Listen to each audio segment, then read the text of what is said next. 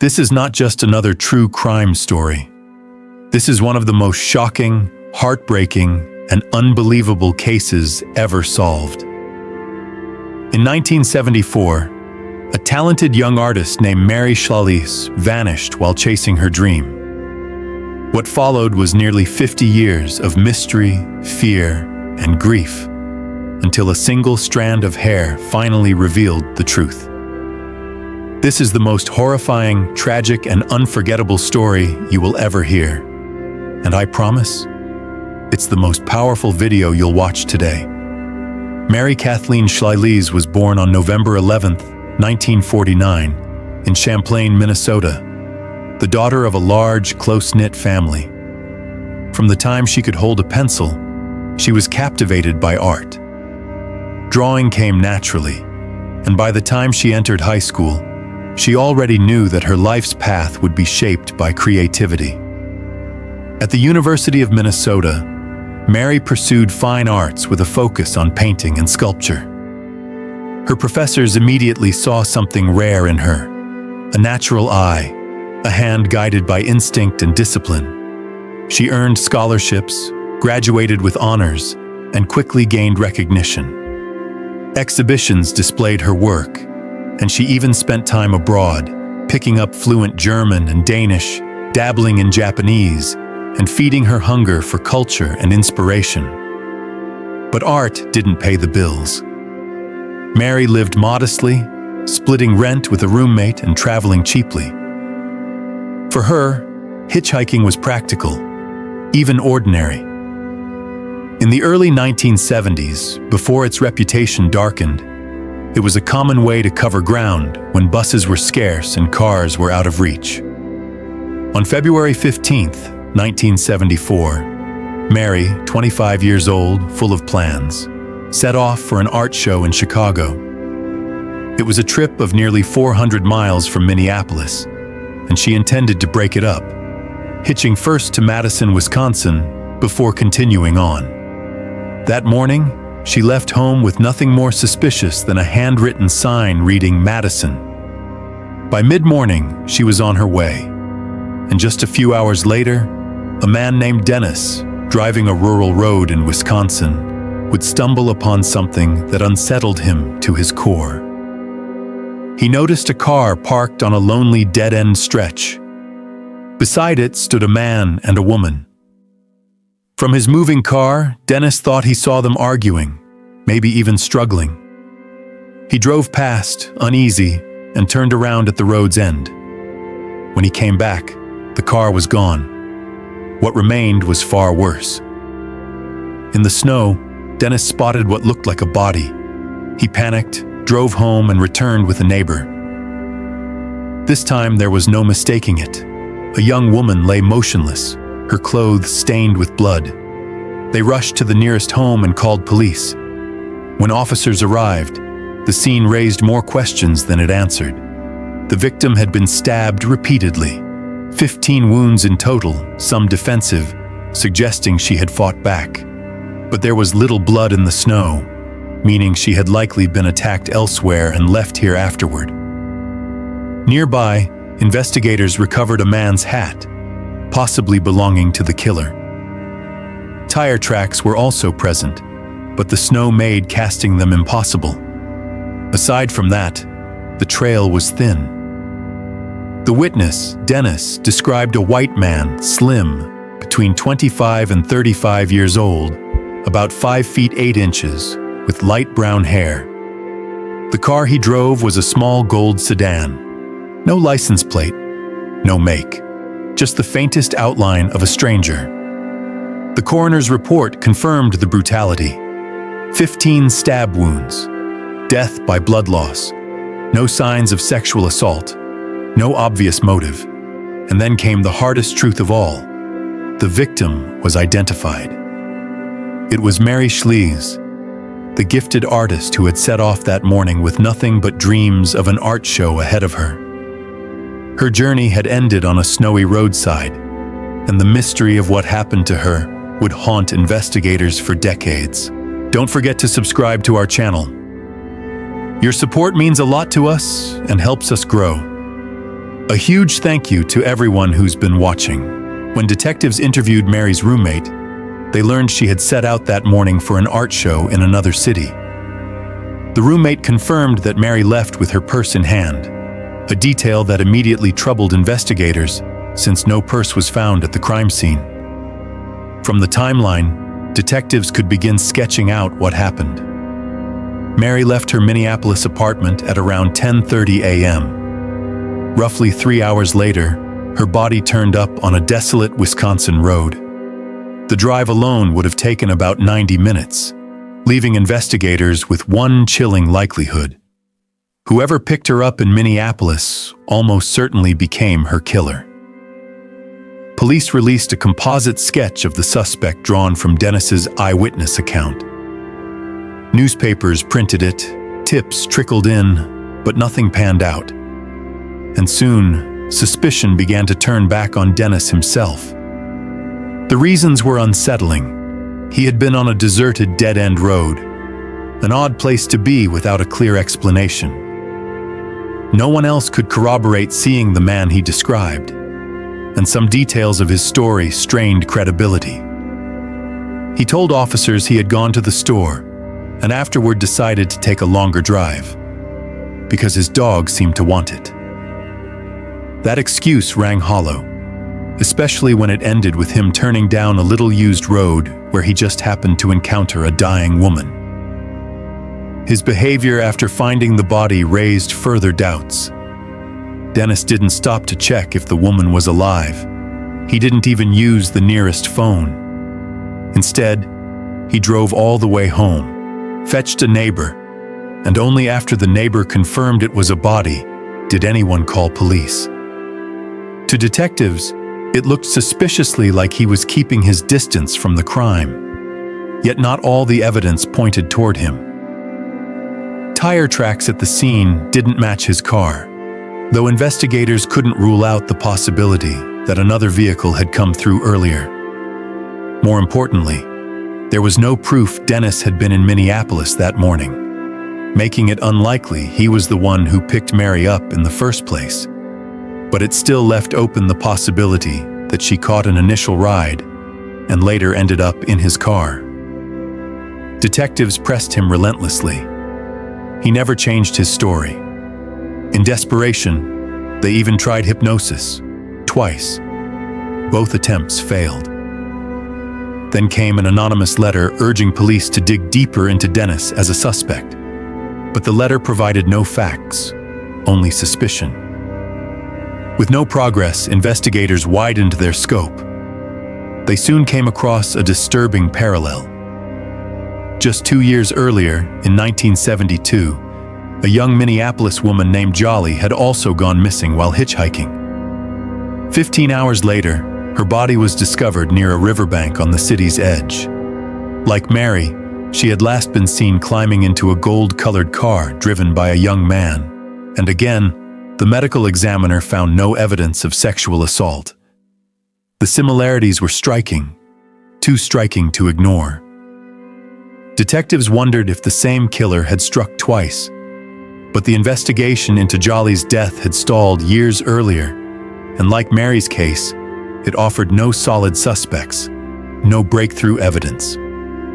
For months, police chased every possible lead, tracking down tips and interviewing witnesses who claimed to have seen a man resembling the sketch in a gold sedan. Each lead collapsed under scrutiny. With nothing left to pursue, the investigation slowed to a crawl, then went cold. Over the years, the case would be reopened time and again, each time with the hope of a fresh angle, each time ending in the same frustrating dead end. By the early 1980s, investigators began to wonder if Mary's killer might have been one of the country's most notorious predators. Randall Woodfield. A convicted serial murderer, Woodfield had admitted to killing more than 40 people, many of them women he picked up while they were hitchhiking. On paper, he seemed like a perfect suspect. Yet despite the similarities, detectives could never establish a single concrete link tying him to Mary's murder. Over the years, the case stretched across nearly every corner of the United States and even into Canada.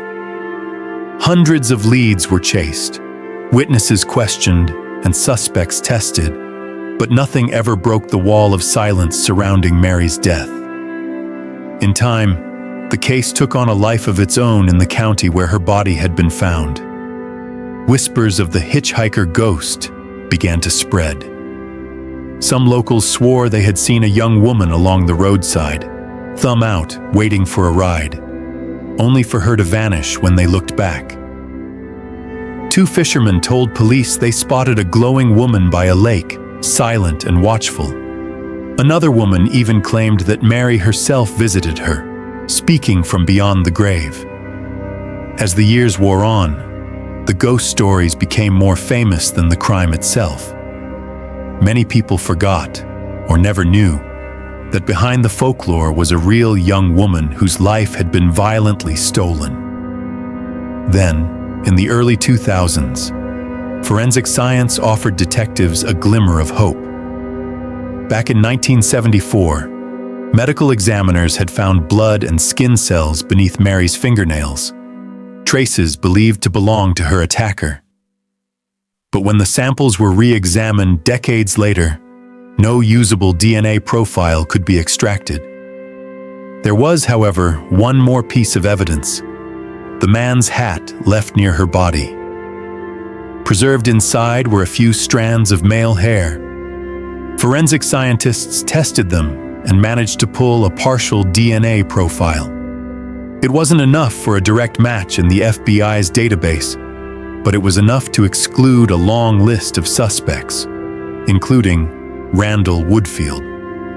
For years, the case sat idle again. Then, in late 2022, detectives learned about a breakthrough technique: genetic genealogy. It had already solved dozens of cold cases across the country. Realizing this might be their last real chance, investigators partnered with a college lab in New Jersey that specialized in the method. The scientists began with the partial DNA profile extracted from the hat. It was a daunting task. Without a full profile, the search through public genealogy databases was painstakingly slow. But gradually, patterns emerged. Family trees were built, narrowed, and tested. Eventually, a name surfaced, a man who seemed to fit. Detectives collected his DNA willingly, but the results were a disappointment. No match. Then analysts proposed a twist. The killer might not be this man, but someone closely related, perhaps his cousin. Investigators tracked down another relative, tested him too, and once again hit a dead end. The science, however, was clear. Both men were close biological relatives of the killer, yet no one else in the family tree seemed to fit. That's when a new theory surfaced. What if the killer had been adopted? Adoption would explain the missing link between the biological relatives and the suspect himself. Investigators dove into old records, searching for the hidden branch of the family tree. And finally, on November 4th, 2024, they struck gold. The trail pointed to an 84-year-old man named John Miller. Detectives dug into Miller's background and soon learned he had a daughter. She agreed to provide a DNA sample. When the results came back, the truth was undeniable. The DNA from the hair inside the hat matched her father. After half a century of unanswered questions, the identity of Mary Schlais's killer had finally been revealed. 50 years after her body was left in the snow, justice, at long last, had a name. When the DNA match was confirmed, detectives wasted no time. They went straight to John Miller's home. The moment they laid the evidence before him, Miller didn't protest, didn't even hesitate. He confessed with chilling calm. He admitted that on the day of the murder, he had picked up Mary from the roadside, offering her a ride toward her destination. But once they left the city limits, his intentions turned sinister.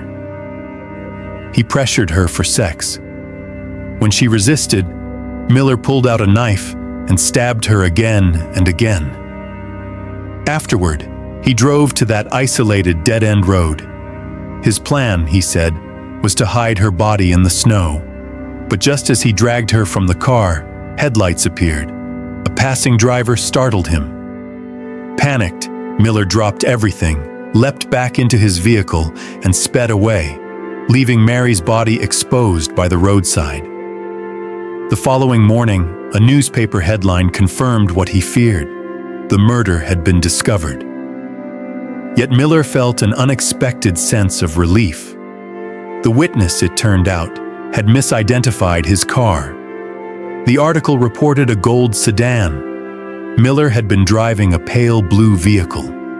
That detail, he later said, gave him confidence that police would never connect him to the crime. In his confession, Miller displayed little remorse. He claimed he hadn't thought much about Mary in the decades since. He remembered discarding the knife in a swamp near his home, but said he could no longer recall what became of her purse. When asked if he had killed anyone else, he flatly denied it. He couldn't explain why he had killed Mary at all. Prosecutors moved quickly. Miller, nearly 85 years old, made it clear he had no intention of fighting the charges. He would plead guilty, he told them, because he had no desire to endure a lengthy trial. He accepted that he would spend whatever years remained of his life behind bars.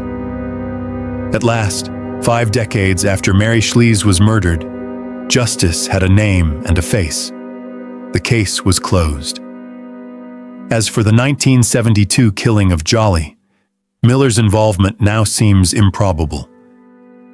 His confession and his insistence that he was driving a different colored car at the time cast serious doubt on the connection. Still, investigators continue to examine whether Miller may be tied to other unsolved crimes. So far, no evidence links him to any additional murders.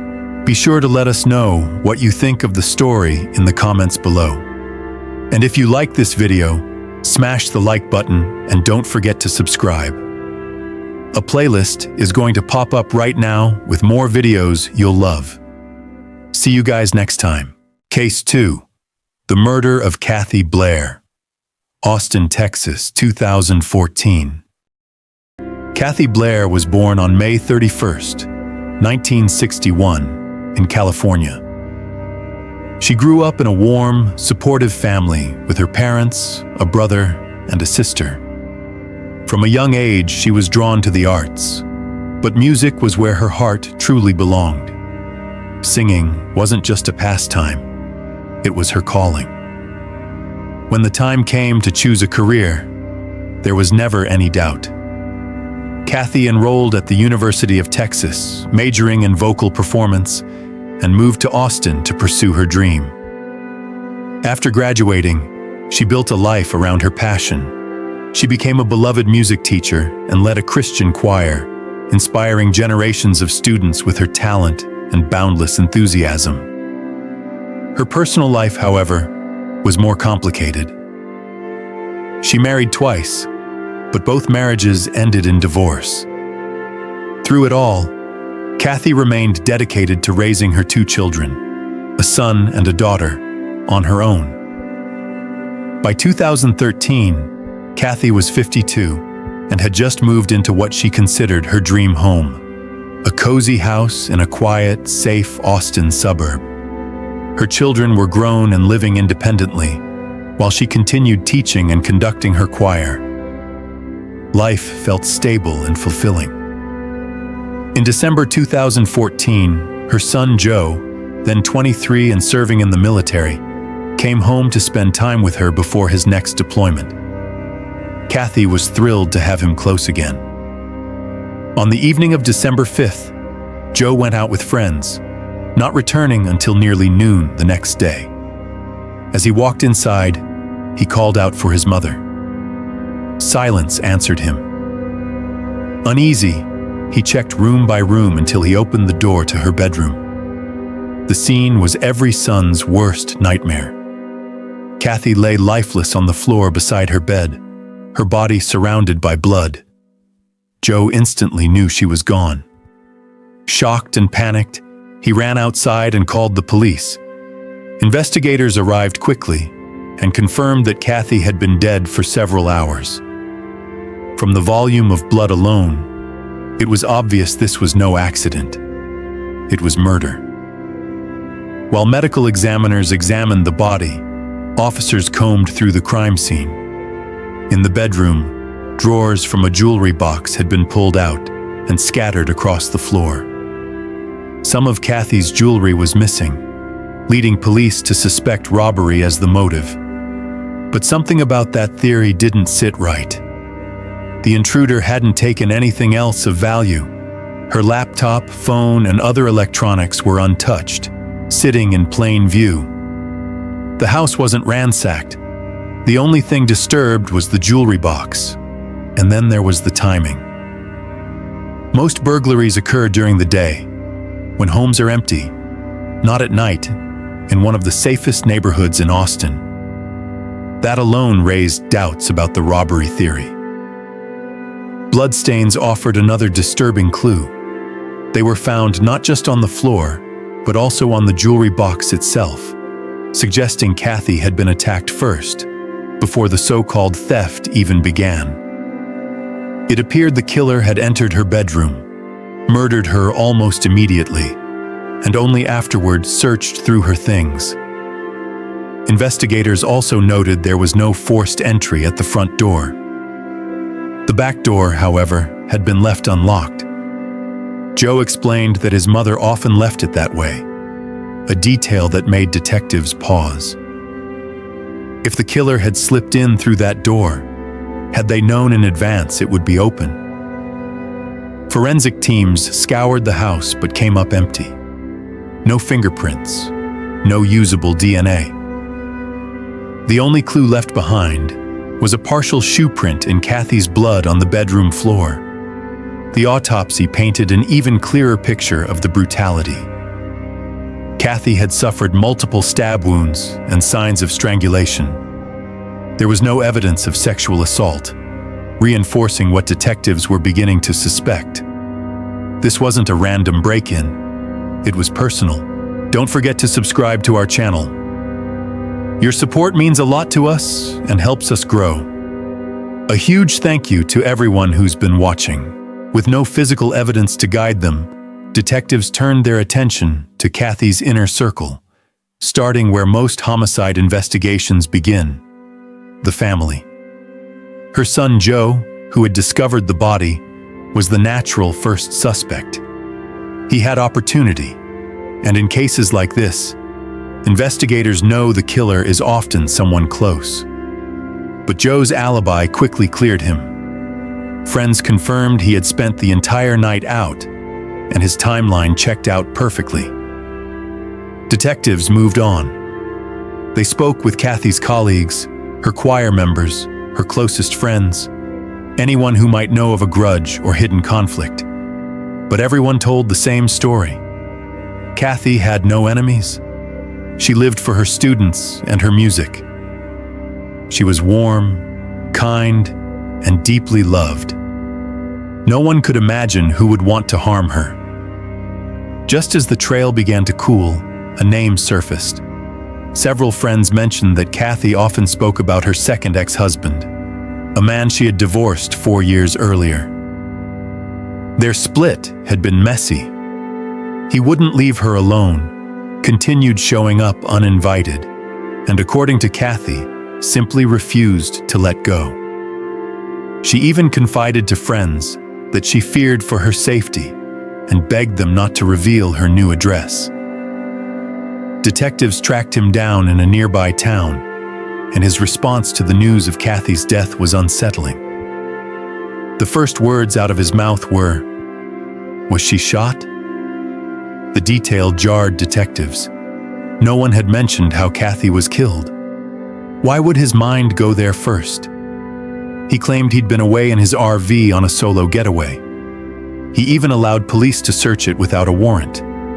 But inside, They found nothing incriminating, no weapon, no blood, nothing tying him to the crime. Suspicion lingered, but without evidence, they had to let him go. Days later, an unexpected tip shifted the investigation. A friend of Kathy's called to report something bizarre that had happened at her memorial service. A man no one recognized had stood up to deliver a speech. From the moment he began speaking, guests felt uneasy.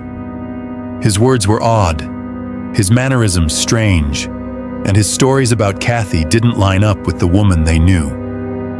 None of Kathy's closest friends had ever seen him before. Detectives dug in. One friend eventually placed him, a sales clerk from a local women's clothing store. When police questioned him, he admitted he had never met Kathy. He had read about her murder in the newspaper, felt moved, and decided to attend her memorial. His behavior was unnerving, but there was no evidence to connect him to the murder. The case stalled again. Then a break came from an unexpected source. A local man named Rob called police with something unusual. A hunting enthusiast, he had recently purchased a thermal imaging scope for his rifle. In the early morning hours of December 6th, just hours after Kathy's murder, he had taken the scope out for a test run, wandering near a wooded stretch at the edge of his neighborhood.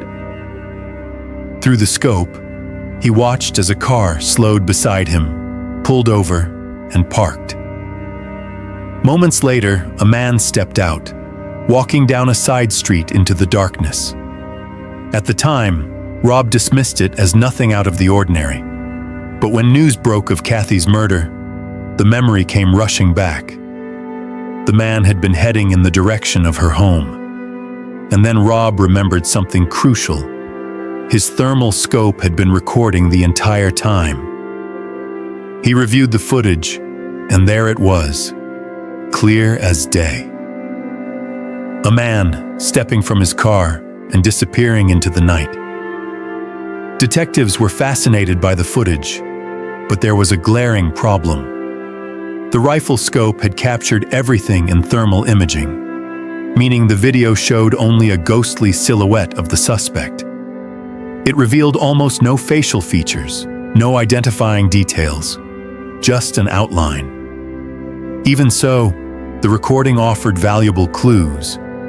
The man was tall, broad-shouldered, and his gait was distinctive. Most importantly, the thermal lens had picked up his car. Investigators hoped they could at least narrow down potential makes and models from the shape and size of the vehicle.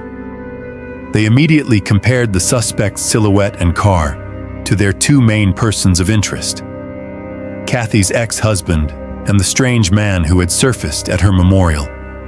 But neither man fit. The body shape didn't match, and neither owned a car resembling the one in the video. With that, both leads effectively collapsed, leaving detectives back where they had started. For several days, investigators pored over the recording, replaying it again and again, extracting every possible detail. Yet no breakthrough came. The investigation hit another standstill, the kind that weighs heavily in homicide cases. Then, on December 15th, everything changed. That morning, a caretaker went to check on an elderly couple, Billy and Sydney Shelton. As she approached their Austin home, she immediately sensed something was wrong. The front door hung open, and the lock bore signs of forced entry. Inside, the scene was brutal. In the bedroom, the couple lay lifeless in a pool of blood. Horrified, she dialed police at once. Medical examiners later confirmed the grim details. Both Billy and Sydney had been stabbed repeatedly, and detectives spotted something chillingly familiar.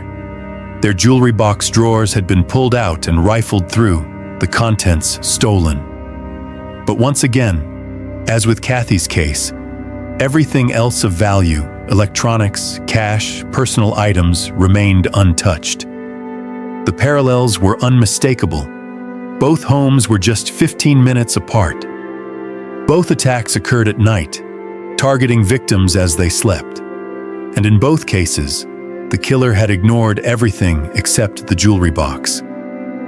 Initially, detectives had believed Kathy's murder might have been personal, an act of rage committed by someone close to her. But the Shelton crime forced them to reconsider. The brutality, the eerie consistency, the staging, it all suggested something else entirely. If Kathy and the Sheltons had no connection, then the motive wasn't personal. It was something broader, colder, more terrifying. This wasn't about revenge. It was about selection. The realization sank in with chilling clarity. They were no longer investigating a single homicide. They were dealing with a predator who had struck twice. A serial killer was on the loose. And unless they stopped him, he would almost certainly kill again. With 2 brutal murders on their hands, detectives went back to the basics, re-interviewing everyone connected to the victims.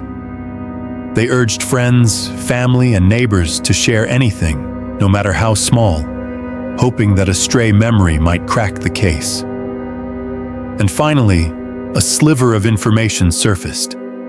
One of Kathy's friends recalled a troubling conversation from months earlier. Kathy had complained about a handyman sent by her landlord to do repairs on her house. The work had been sloppy, but that wasn't what disturbed her most. It was the man himself. Something about his demeanor had unsettled her. Detectives tracked down the landlord, who provided the handyman's name and contact details. Timothy Parlins, a local resident. When they began digging into Parlins, red flags appeared immediately. His brother was active at the same church attended by Billy and Sydney Shelton, and Timothy himself had been spotted there. More troubling still was his criminal record. He had a long history of arrests, mostly for theft, and his favorite target was jewelry. At the time of the murders, Timothy was out on parole and living in a long-stay hotel. Detectives went to question him. Parlins agreed to talk, but when they asked to come up to his room, he flatly refused, insisting they speak outside in the parking lot. He seemed guarded, even evasive. At first, he claimed not to remember Kathy at all, but when pressed with details, he backtracked, admitting he had done some repair work at her home. Still, he denied any involvement in her murder. He even offered an alibi.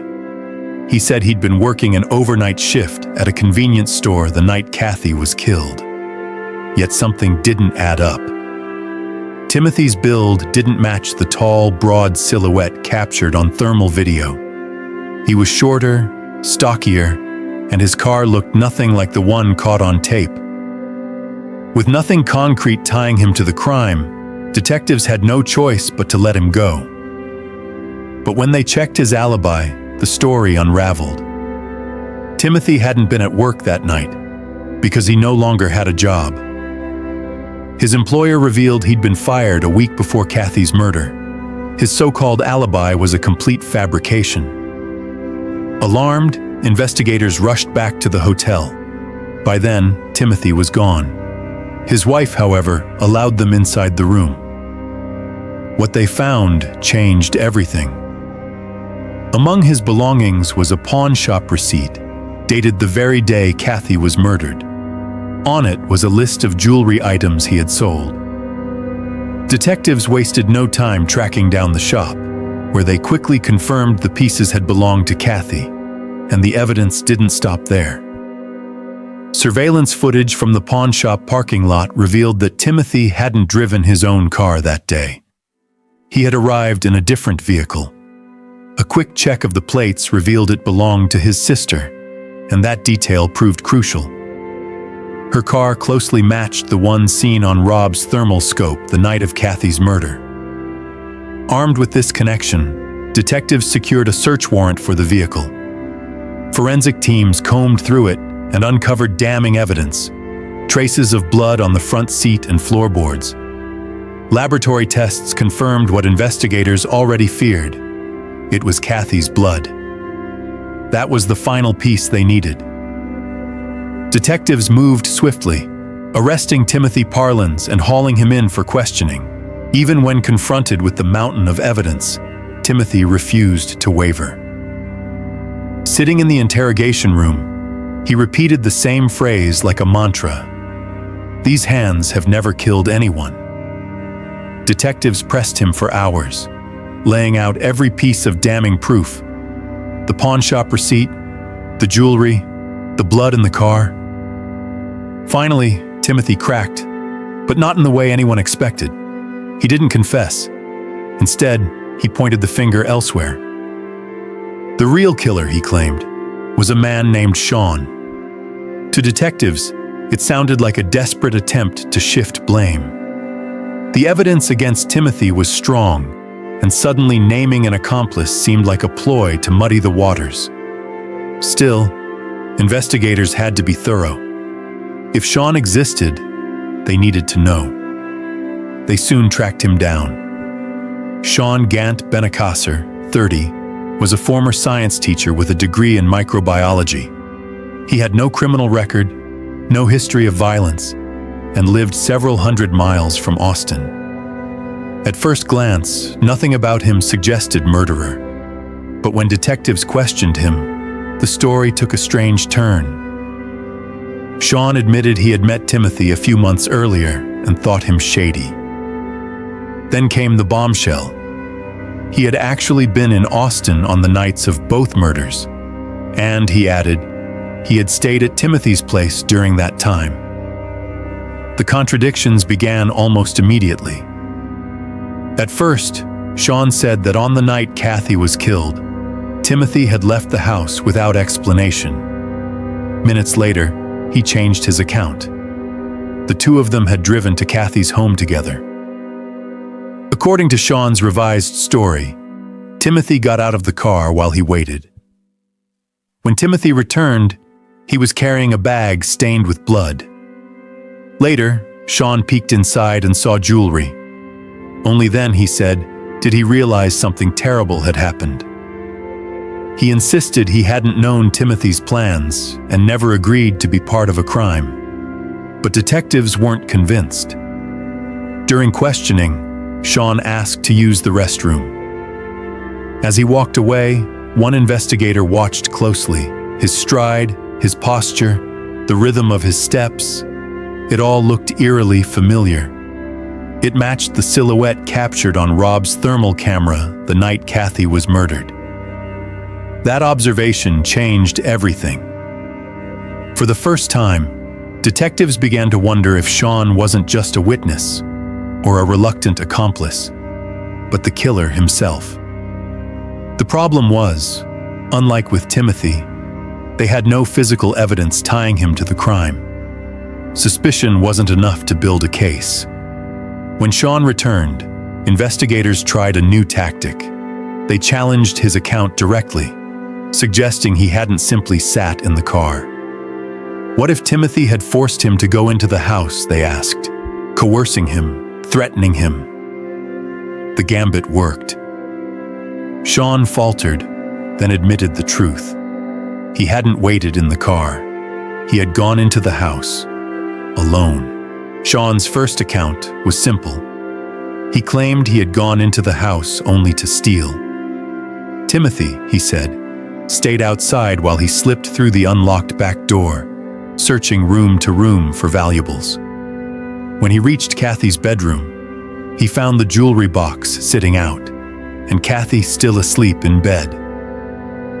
According to his story, he quietly took the valuables and left, never laying a hand on her. To explain the murder, he suggested that Timothy must have returned afterward, killing Kathy for reasons he couldn't explain. Detectives didn't buy it. The evidence told a different story.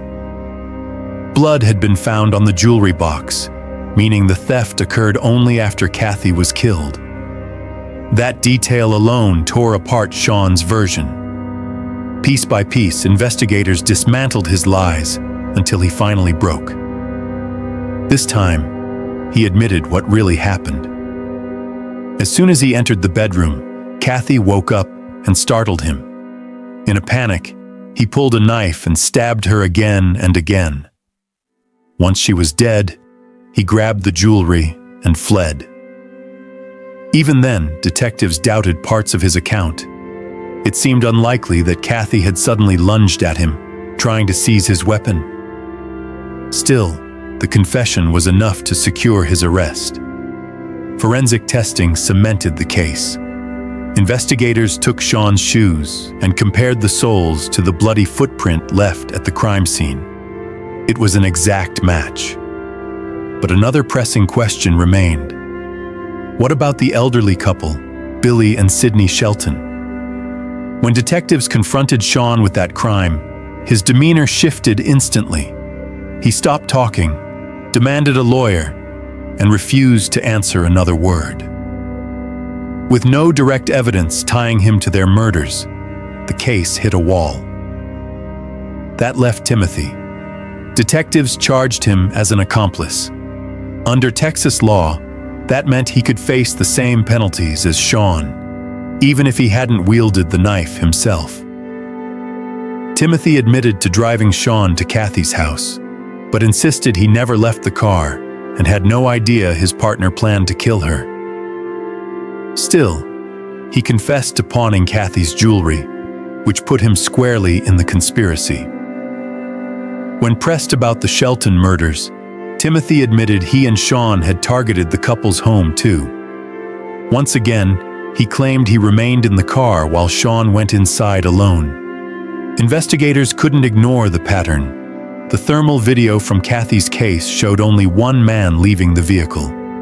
If the same sequence repeated itself with the Sheltons, it suggested Sean had carried out both killings himself, while Timothy acted as driver and fence for the stolen goods. In the end, prosecutors charged Timothy in all 3 murders for his role in the crimes, even if he hadn't physically struck the blows. Sean was formally charged with Kathy Blair's murder, but his connection to the Shelton killings remained unproven, at least for the time being. The court decided that Timothy Parlins and Sean Gant Benacasser would stand trial separately. Timothy went first. Throughout the proceedings, he insisted he hadn't killed anyone and claimed he had no idea Sean planned on doing so.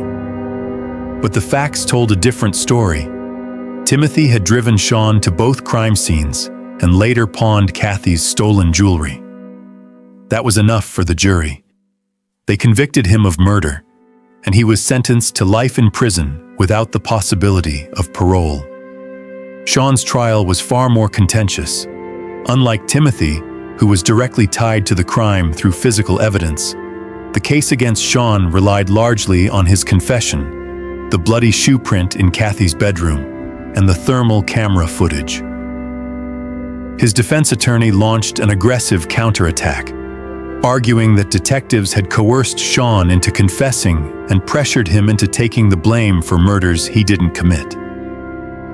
The rest of the case, he claimed, was circumstantial.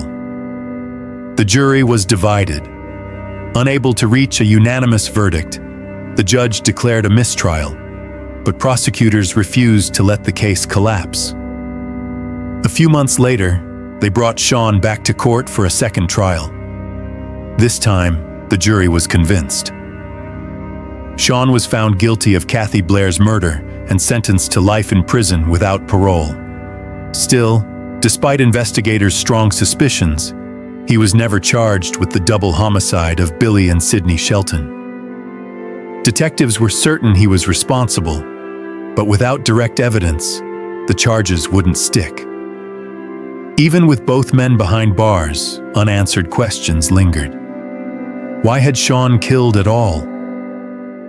If Kathy really had startled him when she woke up, he could have fled into the night.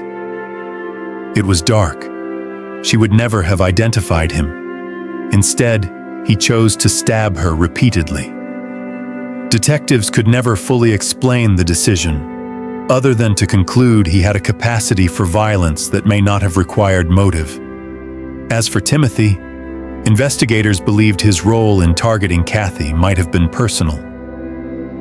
Months earlier, she had complained to her landlord about his shoddy repair work, a complaint that cost him money.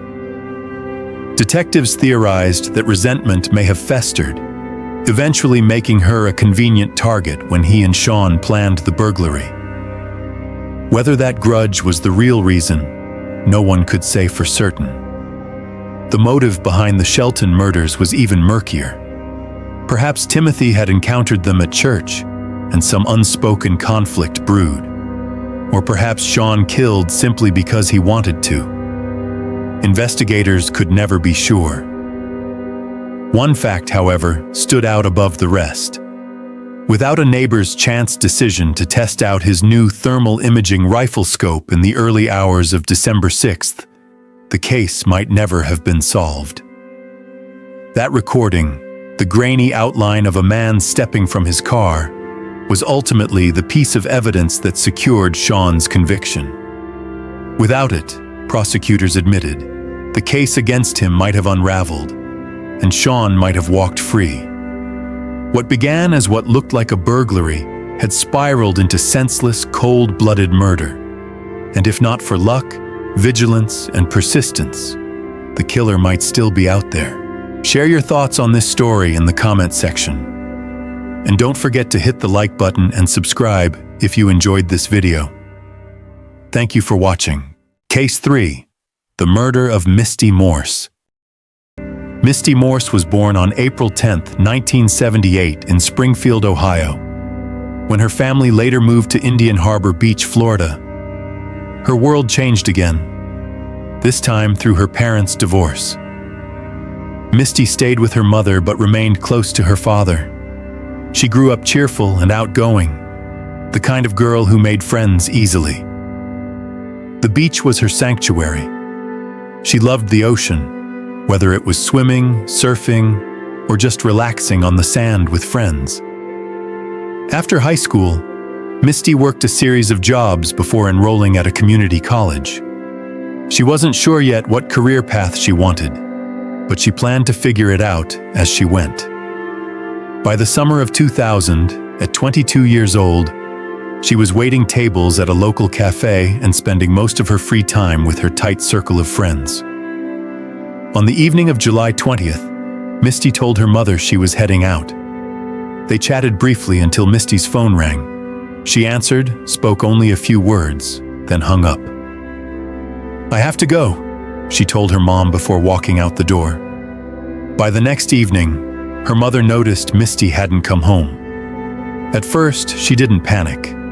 Misty sometimes worked late shifts and occasionally stayed over with friends. But another day passed. Still no Misty, no calls, no visits.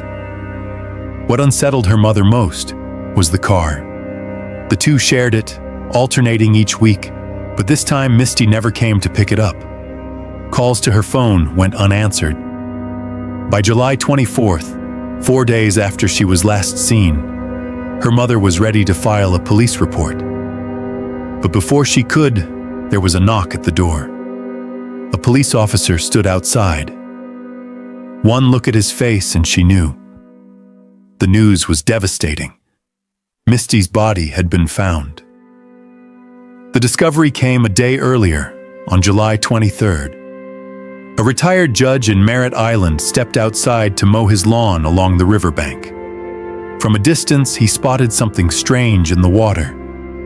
At first, he assumed it was a large animal. Then the smell hit him, the unmistakable stench of decomposition.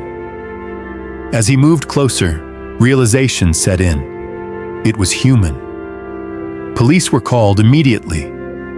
Officers confirmed a woman's body floating in the water, but quickly faced a challenge.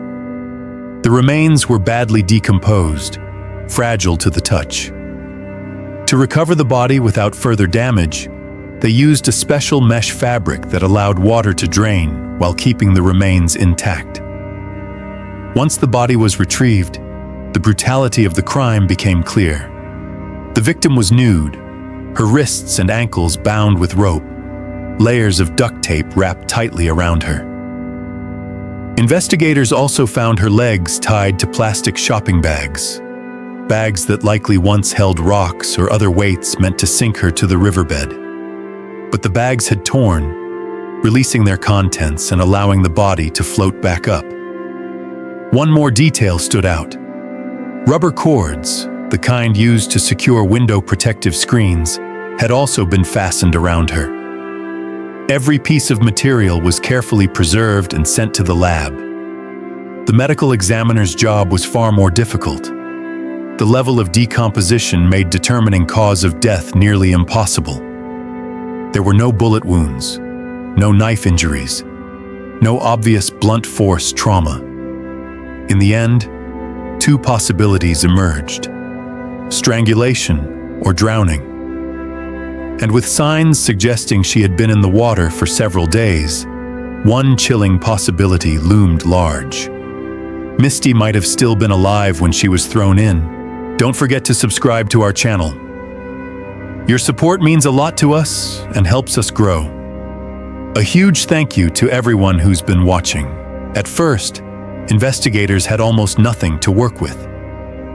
Misty's body carried no fingerprints, no usable DNA, no obvious trace of her killer.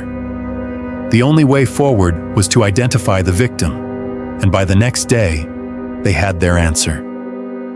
Fingerprints confirmed what her mother had feared. The woman pulled from the river was 22-year-old Misty Morse. Forensic experts had already examined the ropes, duct tape, and plastic bags used to bind her, but none yielded clear evidence. There was, however, one detail that caught their attention: several short, dark hairs stuck to the duct tape. They clearly didn't belong to Misty. Detectives immediately sent them to the lab, hoping they might provide the first real lead. Once her identity was confirmed, investigators visited Misty's mother. She explained that the last time she saw her daughter was the evening of July 20th, just before Misty left the house. She remembered something unusual: a brief phone call Misty received moments before leaving, the kind that sounded like someone calling from outside to say they had arrived. Misty never mentioned who it was. Detectives pulled her phone records, but the technology at the time posed a frustrating problem. Carriers couldn't provide details on incoming calls, not even the numbers. All police could verify was that Misty had received 2 calls that evening, one lasting a few minutes, the other very short, the one her mother overheard right before she walked out the door. When detectives searched Misty's room, they found her purse intact, with nearly everything inside, except for her phone and driver's license. That detail unsettled them. Leaving her purse behind suggested she hadn't planned to be gone long. Something had gone wrong almost immediately. This led to a troubling theory. Misty's killer was almost certainly someone she knew, someone she trusted enough to leave the house with that night. Forensics soon uncovered another set of disturbing clues. The rope used to bind her was the kind commonly found on boats. The knots themselves were tied with precision, suggesting someone with either maritime or military training. Experts noted they were knots taught specifically in the Navy and Coast Guard. The duct tape, too, was unusual. Not ordinary household tape, but a variety designed for temporary boat repairs. Taken together, the evidence pointed toward a killer with both access to a boat and a likely military background. With no other solid leads, detectives began digging into Misty's personal life. Her mother told them that in the weeks before her death, Misty had been casually seeing a man named Teddy, a relative of one of her co-workers. The relationship was new, not yet serious. When investigators looked into Teddy, his background raised alarms. He had a lengthy criminal history that included assault, theft, and other offenses. Police brought him in for questioning. Teddy admitted he had been seeing Misty casually, but insisted he had nothing to do with her death. As the interview went on, detectives began to doubt his involvement. He appeared genuinely shaken by her murder, and nothing in his demeanor suggested deceit. Still, they pressed him. When asked for a DNA sample, he agreed without hesitation. He even allowed them to search his apartment without a warrant. Detectives scoured his home, but found nothing linking him to the crime. Adding to their doubts, Teddy had no military experience and no access to a boat. The very profile investigators believed fit the killer. In the end, Teddy faded as a suspect, and detectives shifted their focus elsewhere, still searching for the person who had taken Misty's life. Not long after Misty's murder, her relatives mentioned another man she had recently gone out with, someone named Bobby. At first, he didn't seem like a strong suspect, but then detectives learned something that made them pause. After their date, Misty confided to friends that Bobby wasn't really her type, and that she didn't want to see him again. But Bobby didn't seem to take the hint. He kept calling her, day after day, pressing her to meet up. Misty even told friends she felt like he was stalking her. Detectives decided to pay him a visit. When they pulled up to his house, one detail immediately jumped out. There was a boat parked on his property. Given the evidence so far, that set off alarm bells. Bobby agreed to answer questions.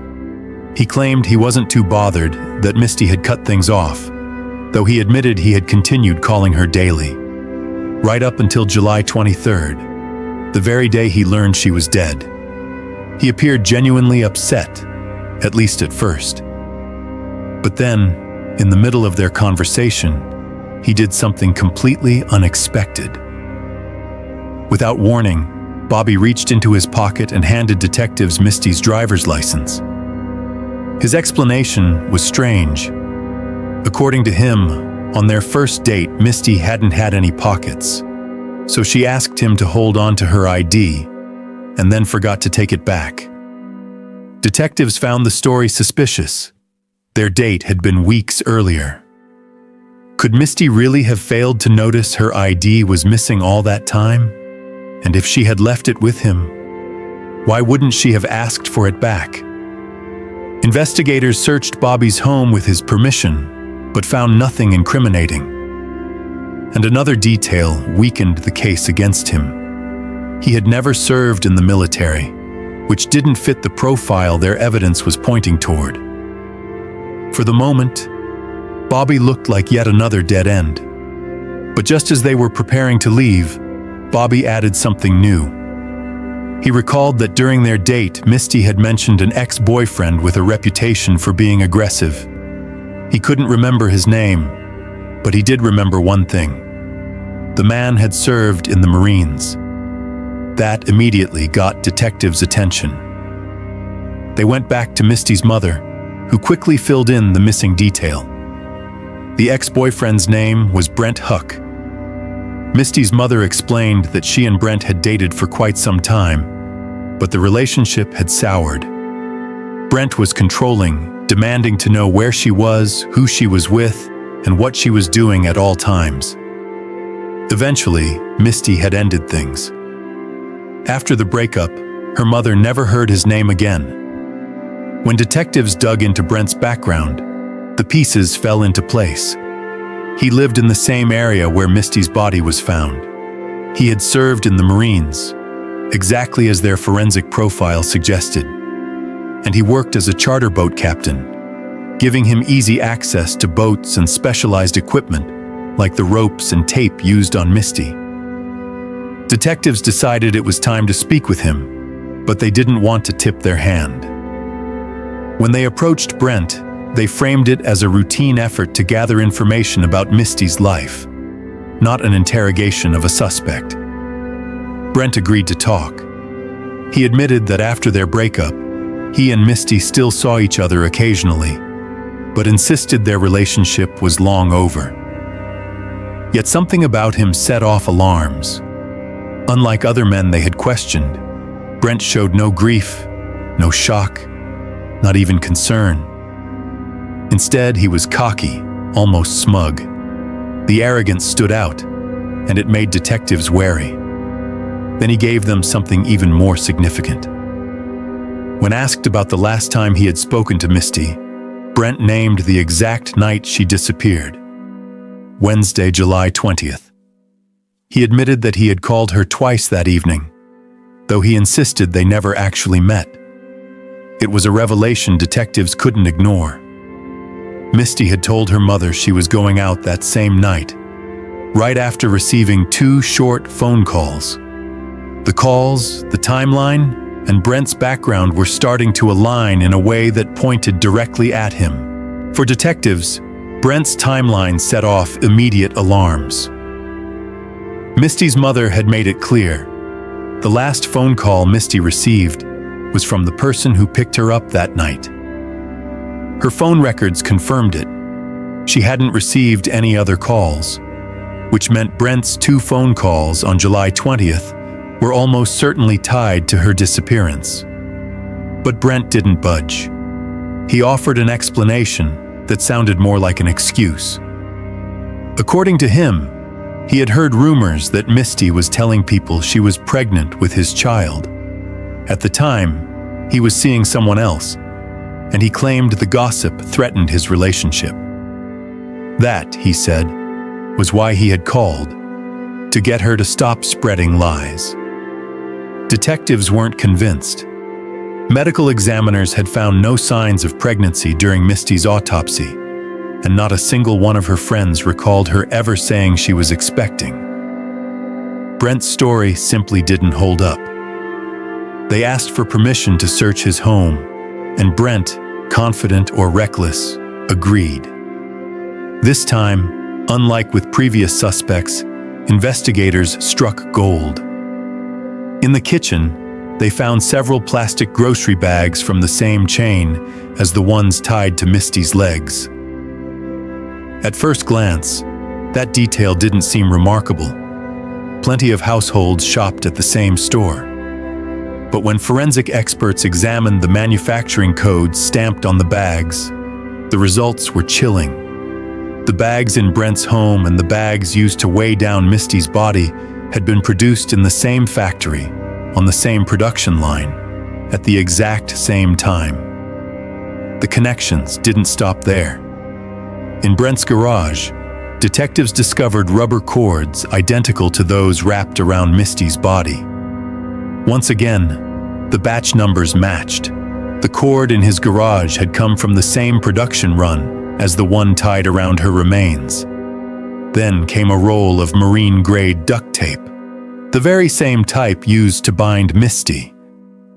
And finally, rope, matching in thickness, texture, and tied with the same military-style knots found on her body.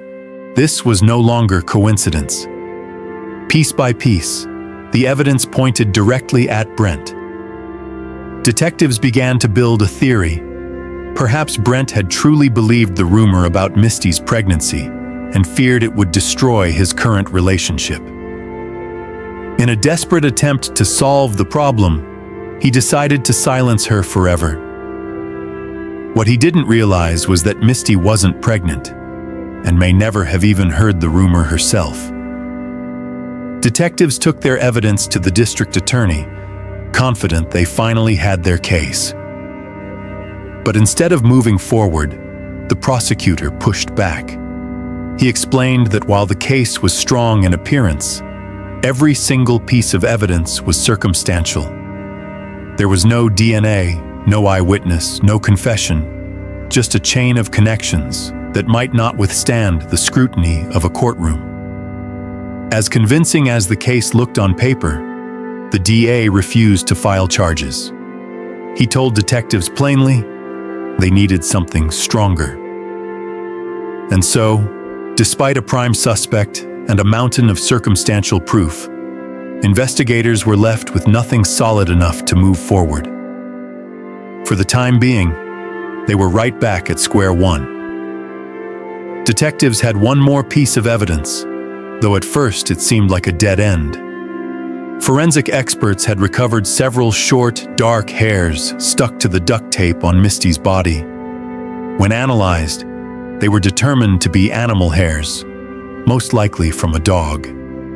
That detail immediately raised suspicion. Brent owned a large black dog, a German Shepherd Rottweiler mix.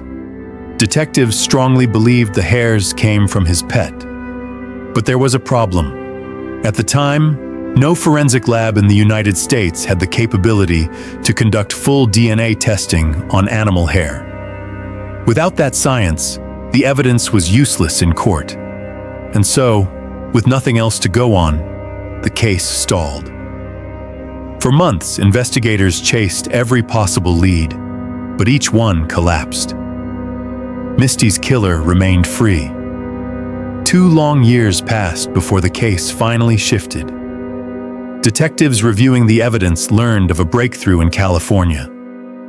Investigators there had solved a murder using DNA from dog hair. It was exactly the kind of development they had been waiting for.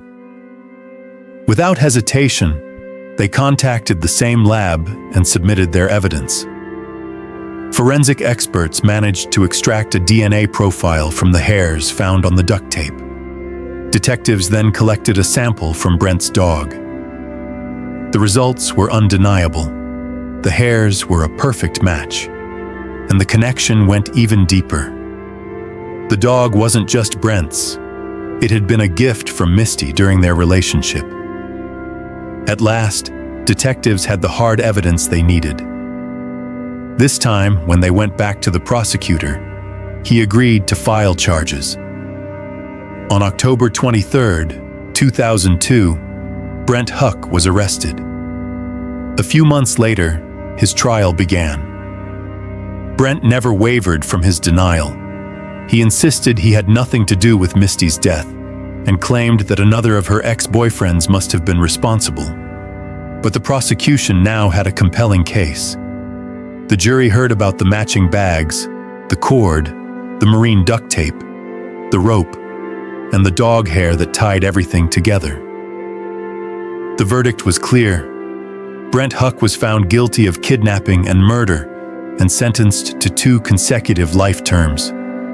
During trial, prosecutors argued that Brent likely believed the false pregnancy rumor and panicked, fearing it would destroy his current relationship. To silence Misty, they said, he killed her. Detectives had their own theory. Brent lured Misty to his home, restrained her, and loaded her into his boat. Out on the water, he dumped her into the river, leaving her to drown. Brent appealed, but the court rejected his bid. He remains in prison to this day, still proclaiming his innocence. For Misty's family, justice brought little comfort. After the sentencing, her father addressed reporters. His words were sharp and heavy with grief. He hoped Brent would live 1,000 years behind bars, waking up every single day to remember the pain he had inflicted on their family. Be sure to let us know what you think of the story in the comments below. And if you like this video, smash the like button and don't forget to subscribe. A playlist is going to pop up right now with more videos you'll love. See you guys next time. Case 4. The Murder of Kelsey Barth. Kelsey Barth was born on September 15, 1989, in Moses Lake, Washington. She grew up on a farm with her parents and older brother, learning the value of hard work from an early age. She helped with chores, tended to animals, and spent countless hours outdoors. But what fascinated her most were the crop-dusting planes that soared low over the fields, spraying fertilizer or scattering seeds. From childhood, Kelsey dreamed of flying. As soon as she graduated high school, she enrolled in college to pursue her pilot's license. She earned her wings and began working as a flight instructor, all while continuing to help her parents on the farm. Teaching people to fly kept her busy, but her biggest dream wasn't about work. It was about starting a family. By 2016, at 27 years old, Kelsey believed that dream was finally within reach. She met a man named Patrick online, and the connection was instant. Like Kelsey, he was a farmer, and he shared her vision of a large family. After months of long conversations, Kelsey made a life-changing decision. She moved to Colorado to be with him, and before long, they were engaged.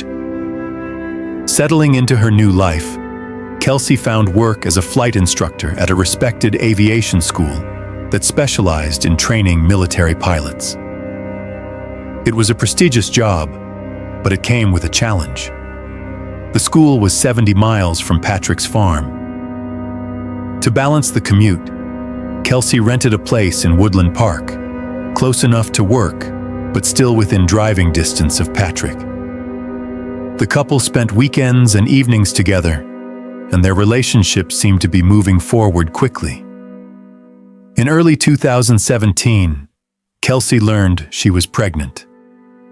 That fall, she gave birth to a baby girl. To anyone looking in, it seemed like her dream life was falling into place. She had a promising career, a fiancé, and now a family. But almost as soon as their daughter was born, cracks began to show. Patrick grew distant. He seemed less interested in Kelsey, less invested in their relationship, and less enthusiastic about their life together. Kelsey noticed the shift, but refused to give up. She was determined to hold the relationship together, for the sake of their daughter and for the future she had always imagined. On the morning of November 22nd, 2018, Thanksgiving Day, Kelsey called her mother.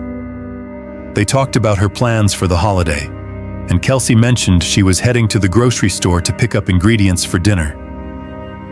It was a casual, ordinary conversation, one that would soon take on haunting significance.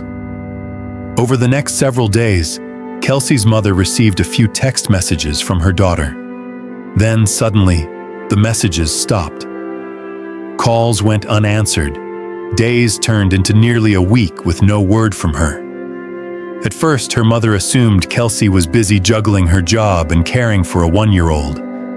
But as the silence stretched on, worry gave way to dread.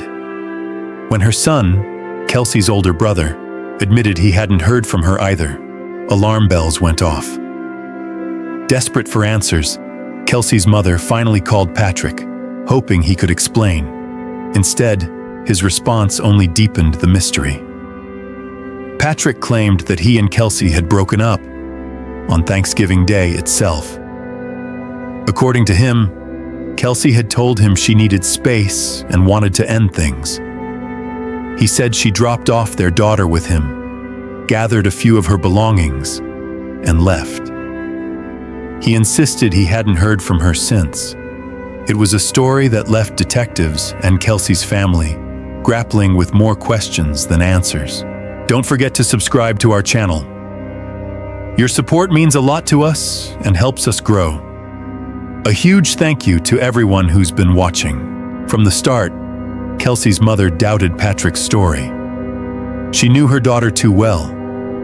Kelsey would never abandon her 1-year-old without so much as a phone call. And there was another glaring problem. She had spoken to Kelsey on Thanksgiving Day, the very day Patrick claimed they had broken up. Kelsey hadn't mentioned a split. On the contrary, she was upbeat and looking forward to cooking dinner. Uneasy, Kelsey's mother asked Patrick to check on her. He agreed, but said he had farm work to finish first. The call never came. He never followed up. That was the breaking point. Convinced something was terribly wrong, Kelsey's mother contacted police. An officer was dispatched to Kelsey's home. Outside, her car was parked in its usual spot. Inside, however, there was no answer. Without a warrant, officers couldn't enter. All they could report back was that Kelsey wasn't there. Patrick repeated the same story he had given Kelsey's mother. Kelsey had left him, saying she needed time alone. But this time, he added a new twist. She had supposedly taken some of her belongings, including her handgun. He suggested she had been behaving strangely and implied she might have harmed herself.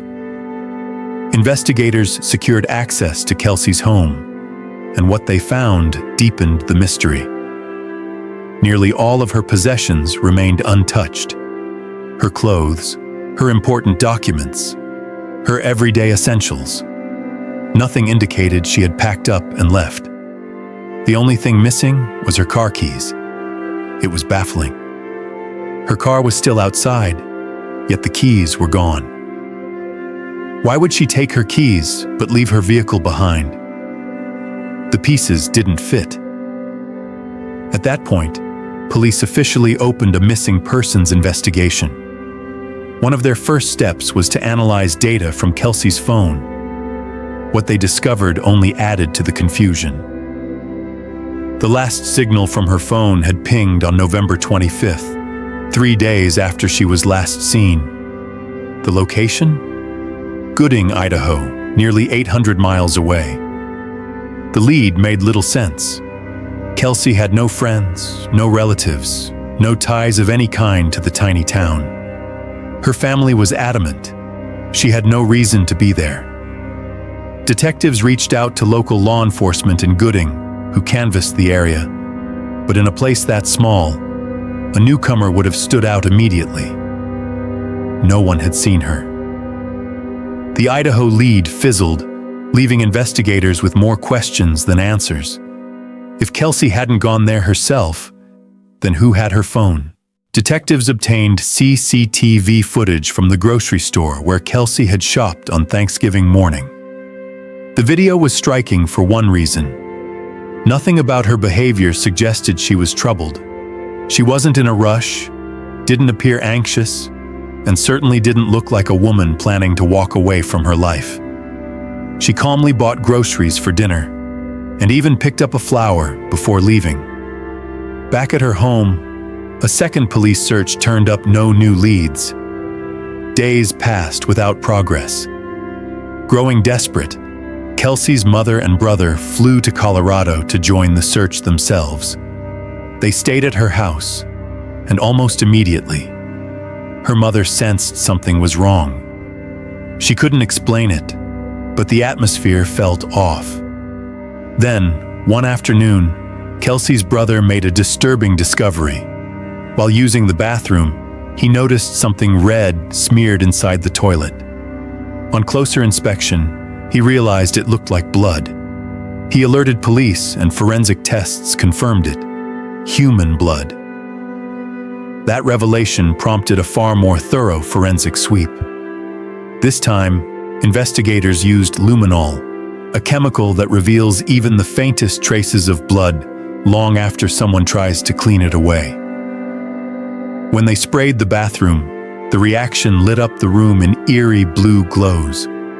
Blood was everywhere, on the walls, on the floor, scrubbed but not erased. The same scene unfolded in the living room. Under the luminol, large wiped-away stains appeared, exposing a grisly crime scene that had been carefully concealed. Samples were collected and analyzed. The results confirmed what everyone had feared. The blood belonged to Kelsey. But there was more. Among the samples, forensic experts identified 2 additional DNA profiles. One male, one female. At this point, investigators were nearly certain Kelsey was dead. The question shifted from "where is she?" to "who killed her?" And the DNA suggested she hadn't been alone when it happened. Patrick quickly became the prime suspect. His version of events had already raised doubts, and now, with blood evidence pointing to homicide, suspicion around him intensified. Detectives obtained his phone records and found that he had continued calling and texting Kelsey until November 25th. The same day her phone had pinged in Idaho. The text exchanges focused on their supposed breakup. Nothing in them stood out, except for what was missing. Investigators didn't believe Kelsey had written those messages at all. In their view, the timeline was different. Kelsey had likely been killed on Thanksgiving Day, shortly after returning home from the grocery store. If that theory was true, then the messages sent over the next 3 days weren't from her. They were from someone else. using her phone to create the illusion she was still alive. It was a chilling realization. The digital trail wasn't proof of life. It was a cover-up. Detectives soon spotted something in Patrick's phone records that caught their attention. Around the time Kelsey vanished, he had repeatedly called a number with a Gooding, Idaho area code, both before and after her disappearance.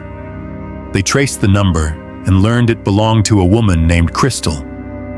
Curious, investigators called her and asked how she knew Patrick. Crystal described him as a business partner, explaining that they co-owned several horses. When pressed about the last time she had seen him, Crystal hesitated. At first, she claimed she couldn't remember. Then, after some stumbling, she admitted they were supposed to meet shortly after Thanksgiving.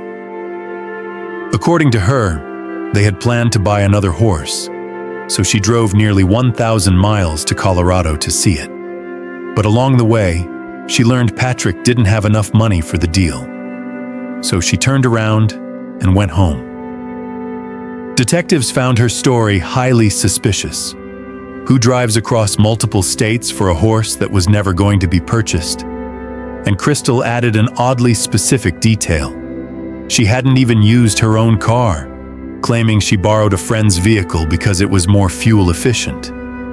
To investigators, it sounded like an excuse, an explanation for why her car wouldn't appear on traffic cameras or toll records. Before ending the call, detectives asked if she knew Kelsey. Crystal said she had heard about her on the news, but insisted she had never met her. That answer raised immediate red flags. At that stage, Kelsey's disappearance hadn't become national news. Crystal lived in another state. So how could she have already heard about it? Detectives decided to dig deeper. They discovered that Crystal had recently divorced, so they reached out to her ex-husband. His answers painted a far different picture than Crystal's. Yes, he knew Patrick very well. He explained that Patrick wasn't just a business acquaintance. He had been Crystal's first love. The two had known each other since 2006, carrying on an on-and-off relationship that spanned years. According to him, the affair never truly ended, even after Crystal married. He believed she was still seeing Patrick as late as 2017, the same year Patrick became engaged to Kelsey. Even more troubling, Crystal had lied to her ex-husband about her whereabouts after Thanksgiving. She initially told him she was visiting friends between November 24th and 25th. Later, when police began questioning her, she admitted to him that she had actually been in Colorado. Then came another detail that investigators found deeply suspicious.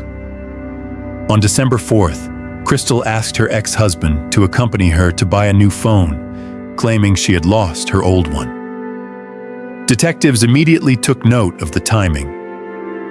December 4th was the exact same day they had seized Patrick's phone for forensic analysis. At this point, investigators had enough to act. They secured a warrant for Crystal's DNA and flew to Idaho to collect it. While Crystal complied with the request, she refused to answer a single question. Meanwhile, detectives tracked down the friend who had loaned Crystal her car for the Thanksgiving trip. She willingly let them search the vehicle and mentioned that she always kept a handgun inside. When investigators checked, they noticed something disturbing. One bullet was missing from the magazine. The friend was adamant. The weapon had been fully loaded when she lent Crystal the car. She had no idea what happened to the missing round, and detectives knew this was only the beginning. Investigators soon turned to one of Crystal's close friends, a woman named Michelle. What she revealed completely changed the direction of the case. Michelle explained that in late October, about a month before Kelsey disappeared, Crystal had called her in tears. Through sobs, she confessed something shocking. Patrick had asked her to kill his fiancée. According to Michelle, Patrick claimed that Kelsey was mistreating their daughter. He told Crystal he couldn't do it himself because suspicion would immediately fall on him, so he needed someone else to carry out the crime. Michelle urged her to go to the police, but Crystal never did. This revelation confirmed investigators' worst fears. Both Patrick and Crystal were clearly entangled in Kelsey's disappearance. Yet despite the mounting evidence, they still lacked the one thing that could close the case: DNA or direct proof of what had happened to Kelsey. Then came the breakthrough. Crystal herself called detectives. She told them she had hired a lawyer and was ready to talk. When investigators sat down with her, she wasted no time. She admitted that Patrick had killed Kelsey and that she had helped clean up the crime scene afterward. Crystal went on to describe how Patrick had been plotting Kelsey's murder for months. From the very beginning, he wanted Crystal to be the one to carry it out. To persuade her, he repeated the same lies over and over. Kelsey was abusing their daughter, drinking heavily, using drugs. He convinced Crystal that the only solution was to get rid of Kelsey.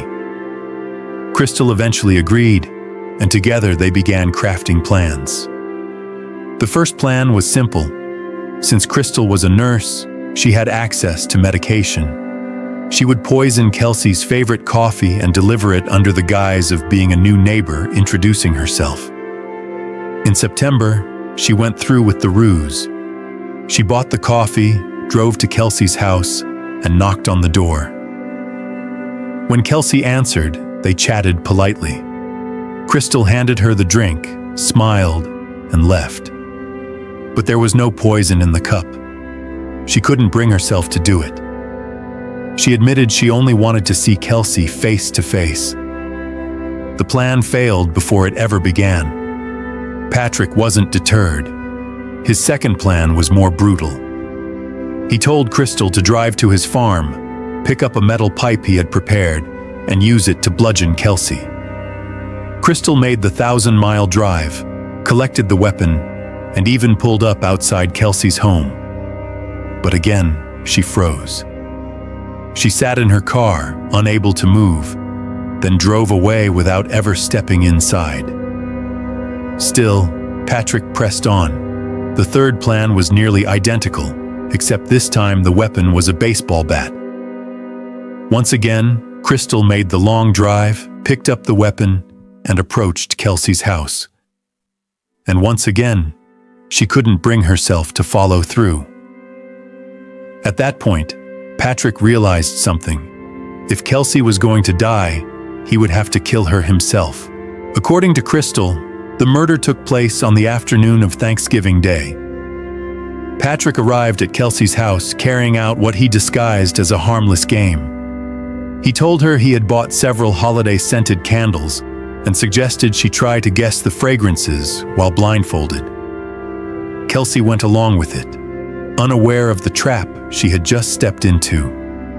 As soon as Patrick tied the blindfold over her eyes, he grabbed the baseball bat and bludgeoned her to death.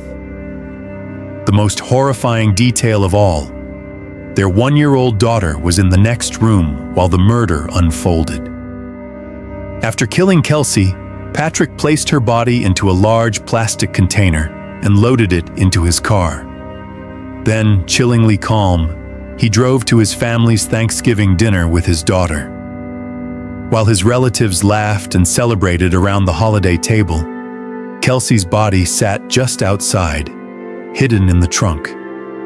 Later that night, Patrick drove to a small town called Satikatsu Creek, where he had rented a barn. He left Kelsey's body there for several days. That same evening, he phoned Crystal. The message was blunt. She needed to come clean up the mess.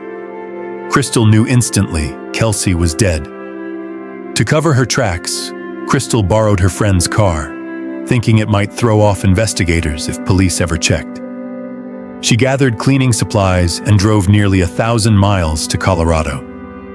On the way, Patrick called again with a disturbing request. "Be careful," he warned. because he couldn't find one of Kelsey's teeth. He didn't want it surfacing later, especially not in front of Kelsey's family. When Crystal entered Kelsey's home, she was met with carnage. Blood was everywhere, spattered across walls, soaking into the floor, even streaking the ceiling. For more than 4 hours, she scrubbed and scoured, but some stains wouldn't come out, even with industrial-strength cleaners. Desperate, she collected anything saturated with blood, rags, towels, sponges, and stuffed them into garbage bags to take with her. When she was finished, she didn't rush away. Instead, she casually stopped at a cafe for food before meeting up with Patrick. Together, they drove to a gas station where Patrick filled a canister with gasoline. Then they headed to the barn, retrieved Kelsey's body, and brought it back to his farm. There, they built a fire. As flames consumed Kelsey's remains, Patrick's mother stepped outside and watched for a time. Whether she understood what she was witnessing has never been clear. Before Crystal returned home, Patrick handed her Kelsey's phone.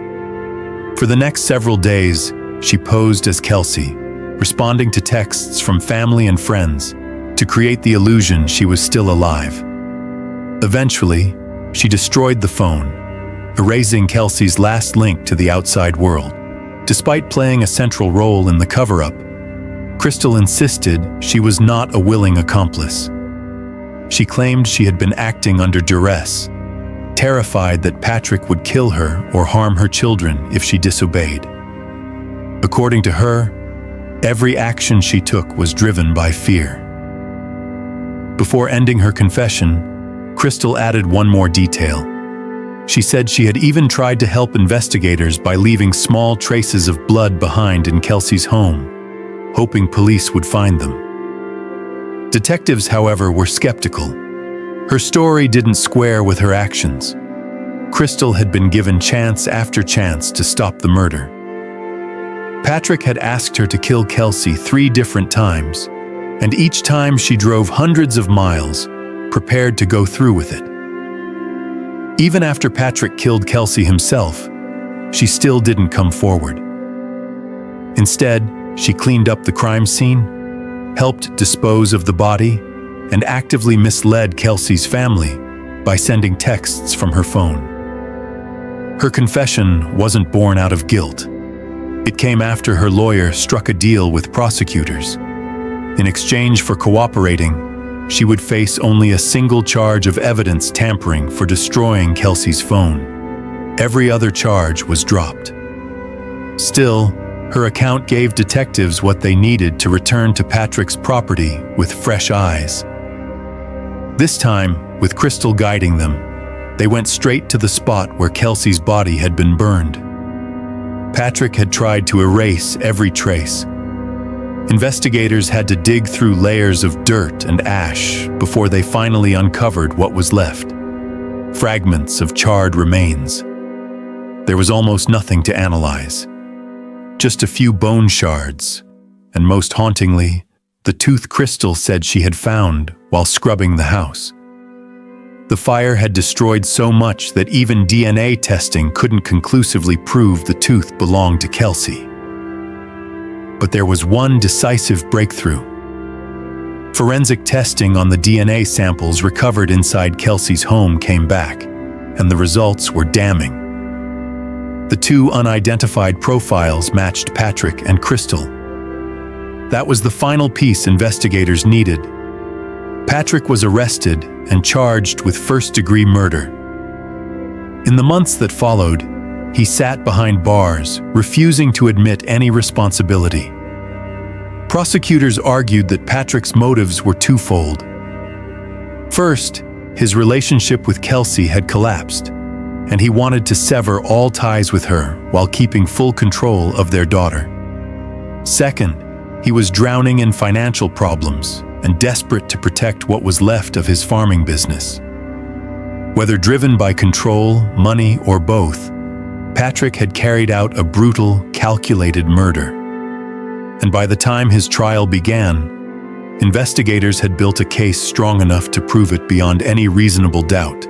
One of the most incriminating pieces of evidence against Patrick came from his own cell phone. Data revealed that he had spent several hours at Kelsey's home on Thanksgiving Day, the day of her murder. This completely contradicted his version of events, where he claimed he had only dropped off their daughter and collected a few of Kelsey's belongings before leaving.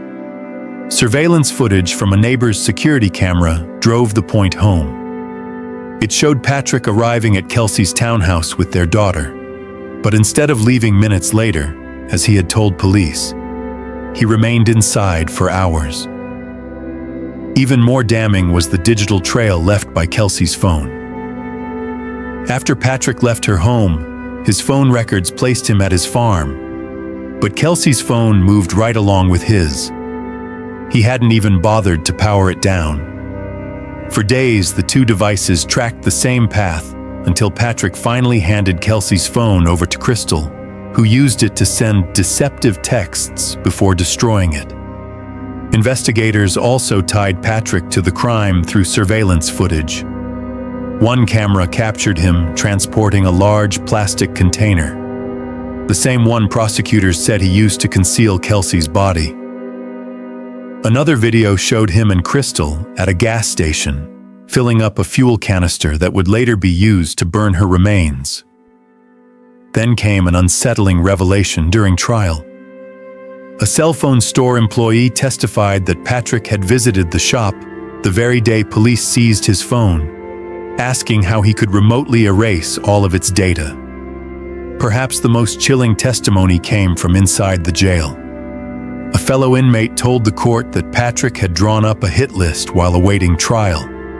On it were 3 names: Crystal, her ex-husband, and Kelsey's mother. Even behind bars, Patrick was plotting violence. With phone records, surveillance footage, forensic evidence, and Crystal's testimony stacked against him, the jury had little doubt. They unanimously convicted Patrick of first-degree murder. His sentence was life in prison without parole, plus an additional 156 years for related charges. Crystal, by contrast, received a shockingly lenient punishment thanks to her plea deal. She served less than 2 years in prison before being released, despite her repeated opportunities to stop the crime and her active role in helping Patrick cover it up. For Kelsey's family, justice felt incomplete. Yet, amid the grief, they found purpose. They were granted full custody of Kelsey's daughter, raising her in the safety of their home. And to honor Kelsey's lifelong love of flying, her parents created a nonprofit to support aspiring pilots, ensuring her passion and her memory will continue to soar. Share your thoughts on this story in the comment section. And don't forget to hit the like button and subscribe if you enjoyed this video. Thank you for watching. Case 5. The murder of April Jones. April Jones was born on April 4th, 2007, in the quiet Welsh market town of Machynlleth. With just over 2,000 residents, it was the kind of place where everyone knew each other, and crime felt like something that happened elsewhere. April was the youngest of 3 children, adored by her parents, her older brother, and her sister. She was full of life. She loved nothing more than riding her pink bike around the neighborhood, splashing in the pool, and spending time with friends. By the time she started primary school in 2012, April had already made an impression. Teachers described her as bright and determined, while classmates were drawn to her outgoing nature. She was, in every sense, a child who thrived on curiosity and joy. On October 1st, 2012, April's day began like any other. She went to a swimming lesson at the local sports center, while her parents attended a school meeting. Afterward, she invited a friend back to the house, where the 2 girls settled in to watch cartoons. But as dusk approached, April asked if she could ride her bike outside. Her mother hesitated. It was already getting dark, and letting a 5-year-old wander beyond the front door felt risky. Yet April was persuasive. She had done well in school the day before, and this, her mom reasoned, could be her small reward. With the promise not to stray too far, April hopped on her pink bike and pedaled off. 20 minutes later, her mother stepped outside to call her in. There was no answer. No flash of pink wheels in the driveway. No sign of April on the street. Panic rose quickly. She searched the nearby blocks, checking behind the flats and around the corners, but her daughter was nowhere. Then she spotted April's friend and ran over, desperate for answers. What the little girl said chilled her to the bone. A car had pulled up. April spoke to the driver, then climbed inside. The vehicle drove off, taking April with it. Her mother called police immediately. Officers rushed to the scene and questioned April's friend. She described the car as a gray van driven by a man with dark hair, a beard, and a green jacket with sweatpants. She remembered him clearly because he had stepped out of the van and physically helped April inside. That detail was important. April had cerebral palsy, which made climbing into vehicles on her own difficult. Whoever this man was, he had known enough, or been bold enough, to assist her. But there was another curious detail. April's friend said she saw her climb in through the driver's side. At first, it didn't make sense. Why would April get into the driver's seat? Then detectives realized what the child had likely witnessed. The van was a left-hand drive. In the UK, nearly every vehicle has the steering wheel on the right. This one was different, and that difference would prove crucial. Within hours, investigators declared a critical incident. What had started as an evening bike ride had become every parent's worst nightmare: a child abduction. Police mobilized a massive search effort, issuing alerts across the region with the description of the suspect and his unusual van. Don't forget to subscribe to our channel. Your support means a lot to us and helps us grow. A huge thank you to everyone who's been watching. News of April Jones's disappearance spread through Machynlleth with frightening speed. At first, it was just neighbors stepping outside to help search. Within an hour, dozens had gathered. Soon, the entire community mobilized. People flooded the streets, combing alleyways, fields, and backyards in a desperate attempt to find the 5-year-old. The sheer number of volunteers, however, created its own challenges. Detectives needed to conduct a door-to-door inquiry, questioning every resident for potential leads, but the crowds pressed in, complicating their work. Still, the urgency of the situation overrode everything. Even the local waste collection service abandoned its duties. Every worker walked off the job to join the search for April. As night fell, the effort only grew. Hundreds of townspeople armed with flashlights trudged alongside officers through rain and darkness, refusing to give up. National news outlets had already picked up the story, broadcasting April's photo and the description of her suspected abductor. Police appealed to the public for information, and tips began pouring in. By dawn, the search had expanded beyond the small town. Volunteers traveled from surrounding areas to help, while officers turned their attention to the rugged hills and forests that ringed Machynlleth. The terrain was difficult, the weather uncooperative, but no one was willing to stop. Billboards across the region now carried April's image and the urgent plea for information. Despite the massive outpouring of support, the initial searches yielded nothing. No trace of April, no sign of the gray van, no clear lead.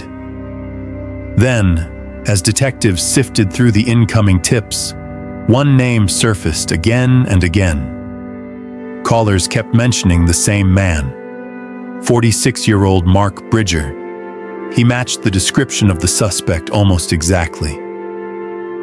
He also stood out for another reason. Unlike nearly everyone else in the area, Bridger drove a left-hand drive vehicle, the same type April's friend had described. And most alarming of all, witnesses reported seeing Bridger's car in April's neighborhood right around the time she vanished. The focus of the investigation shifted quickly.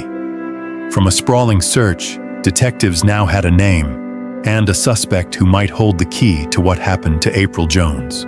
As detectives dug into Mark Bridger's past, a troubling picture emerged.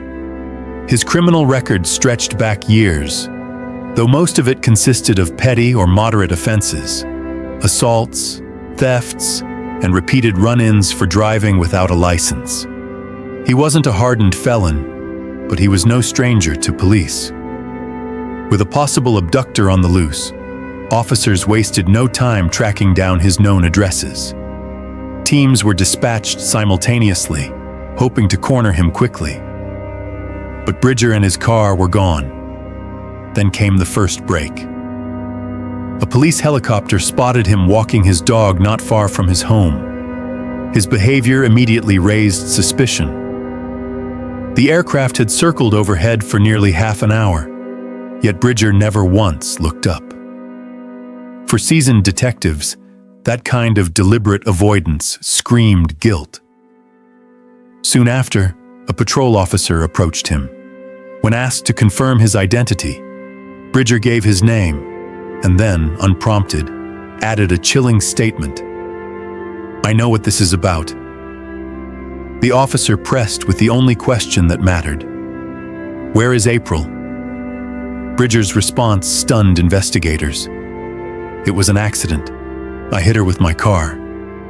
He was arrested on the spot and taken to the station, but even during the ride, he wouldn't stop talking. He launched into a rambling explanation. After hitting April with his vehicle, she was unresponsive. He panicked, placed her in his car, and tried first aid. When nothing worked, he claimed he blacked out for hours.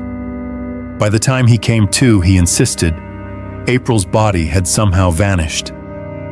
According to him, he had spent the entire night wandering the woods and fields searching for her, not even realizing who she was until he saw the news reports the following morning. Detectives didn't believe a word of it. There were glaring inconsistencies from the start. April's friend had seen everything.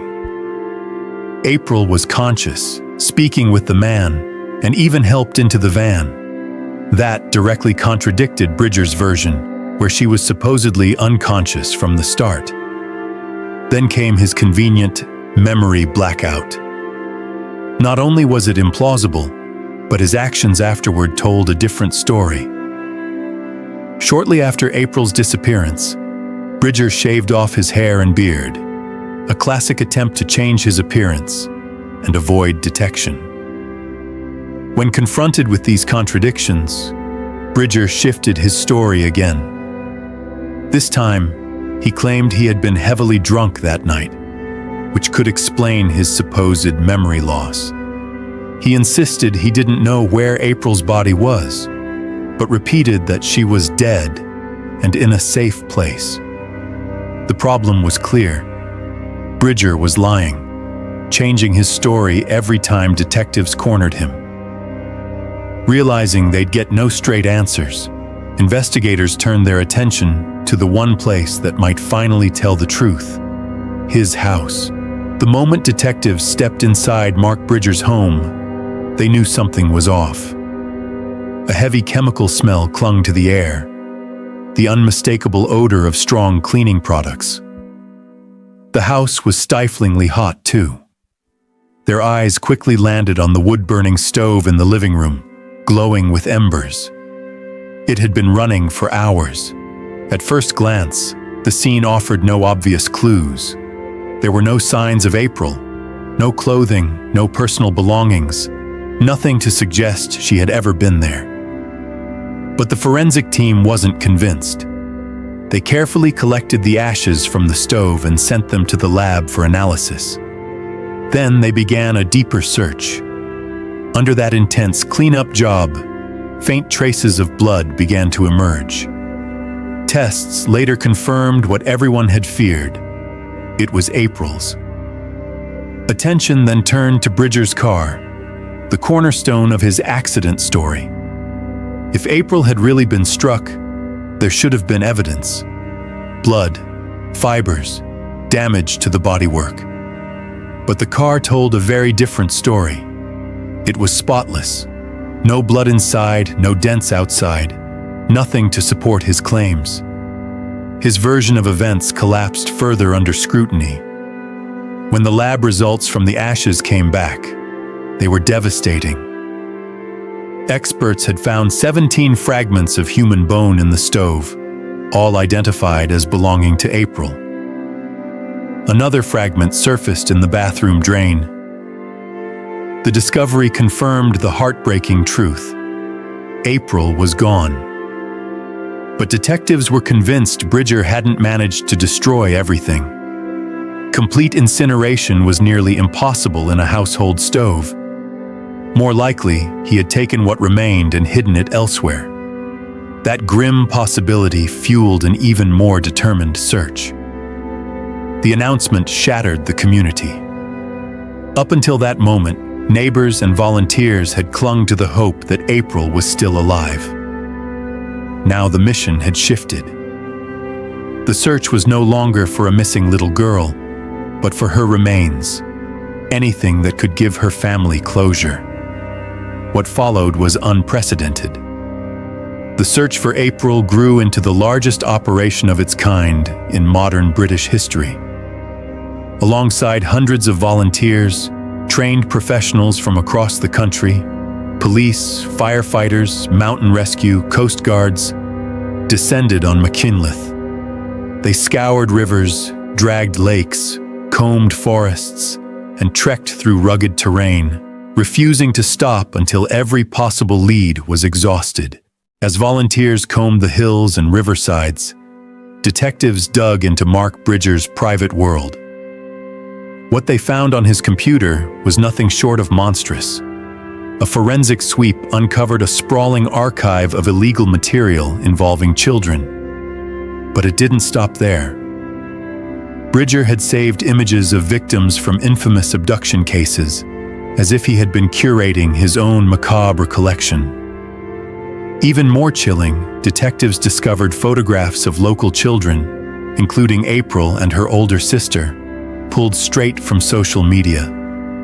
The horror hit even closer to home when April's sister remembered that just months before the abduction, Bridger had sent her a friend request online. When she mentioned it to their father, he immediately recognized the name from the early 1990s. Though he hadn't seen Bridger in years, something about the request felt wrong. Why would a middle-aged man want to connect with his teenage daughter?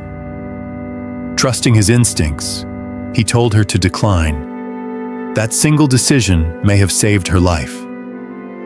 Bridger's own family life only deepened the disturbing picture. He had 6 children by 4 different women, yet lived alone at the time of April's disappearance. Investigators soon realized a pattern. He gravitated toward women with young children, a detail that now looked far more sinister given the contents of his hard drive. As detectives pressed further, they uncovered a man whose entire life was built on deception. He bounced from job to job, never committing to anything, weaving elaborate lies to elevate himself. To some, he claimed he was ex-military, even suggesting he had changed identities for security reasons. None of it was true, yet Bridger repeated the same stories to police, painting himself as a patriot, a good man, someone incapable of cruelty. But the lies fell apart easily. Detectives discovered he had told acquaintances that his parents were dead. In reality, they were alive and well. He was more than a predator. He was a pathological liar, clinging to his fabrications even in the face of hard evidence. Another ominous detail emerged just days before April vanished. Bridger's long-term girlfriend had left him. Friends said he unraveled almost instantly, drinking heavily, spiraling out of control. On the very night April disappeared, he messaged 3 different women asking to meet up. Each one rejected him. Hours later, he retreated into the dark recesses of his computer, consuming the same vile material that spoke to his obsessions. By now, investigators had built a damning picture. They had April's blood in his home, fragments of her bones in his fireplace, and a digital archive revealing the mindset of a predator. Everything pointed to Bridger. Yet one agonizing piece was still missing: April's remains. Without them, the trial would be harder. But detectives knew they had more than enough to prove he was guilty. As detectives scrambled for answers, they appealed to the public, desperate for any clue that could retrace Mark Bridger's movements. It was a plea born of urgency. If they could map his steps, perhaps they could finally uncover what he had done with April's body. One witness came forward with a striking account. On the morning after April vanished, around 9 a.m., he had seen Bridger walking along the riverbank carrying a black bag. That sighting alone was enough to raise alarm. Then came another telling lead. Later that same day, Bridger took his car to a repair shop. Mechanics remembered him vividly, not just because of the growing tension in town, but because of the way he acted. By then, April's disappearance had gripped the nation. Most people were frantic, terrified, and grief-stricken. But Bridger behaved as though he were personally bereaved. He spoke about April like she was his own daughter, choking up, his performance so overblown that it unsettled everyone in the room. Investigators zeroed in on the river, deploying teams along its banks, combing every stretch in hopes of finding the missing child. But despite the massive effort, nothing surfaced. At this point, detectives faced the grim reality that April's body might never be recovered. The decision was made to charge Bridger with murder, building the case on the mountain of evidence they already had. Their theory was stark. Bridger had lured April into his car, taken her back to his house, sexually assaulted her, and then killed her. From there, he began destroying the evidence. His past employment at a slaughterhouse took on a disturbing significance. Investigators believed he had used those skills to dismember April before burning parts of her remains in his fireplace. Experts agreed there was no way he had destroyed everything. Some portion of her body had to have been hidden elsewhere.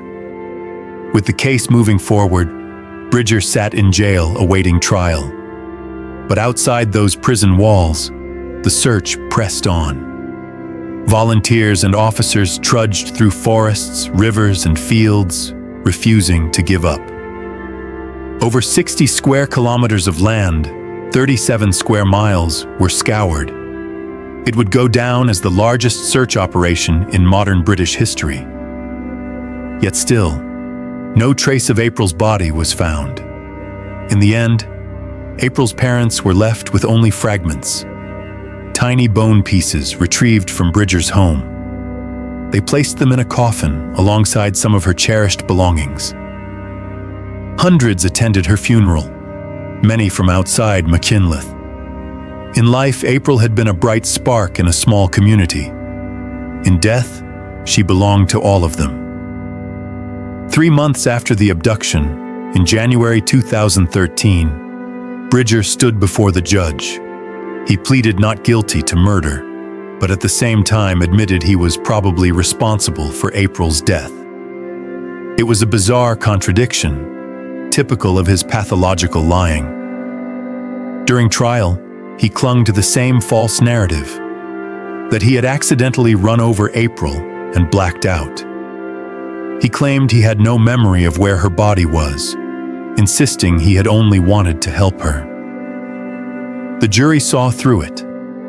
In May 2013, Bridger was found guilty of murder and sentenced to life without parole, one of the rarest and harshest sentences in the UK. Behind bars, Bridger remained as manipulative as ever. He was later attacked by a fellow inmate, stabbed several times, though he survived. Over the years, police returned to him again and again, hoping he would finally reveal where April's remains were. He never did. One fellow prisoner claimed Bridger had confessed to dumping her body in the river. But investigators doubted the story. A bag containing human remains would almost certainly have surfaced, and the river had been searched exhaustively. It was just another lie, meant to torment those desperate for answers. In November 2014, the government demolished Bridger's house. Hundreds, including April's parents, gathered to watch it fall. The place that had stolen their daughter from them erased brick by brick. But the family's suffering did not end there. In 2018, April's father fell gravely ill and suffered memory loss. When he awoke in the hospital, he asked his wife why April hadn't come to visit him. In a cruel twist, she was forced to tell him the devastating truth all over again. He relived the loss a second time. The search for April's remains has never resumed. Police say they would reopen it if credible information emerged, but more than 12 years have passed. Detectives admit what her parents already know. The chances of ever recovering April are nearly gone. Share your thoughts on this story in the comment section. And don't forget to hit the like button and subscribe if you enjoyed this video. Thank you for watching.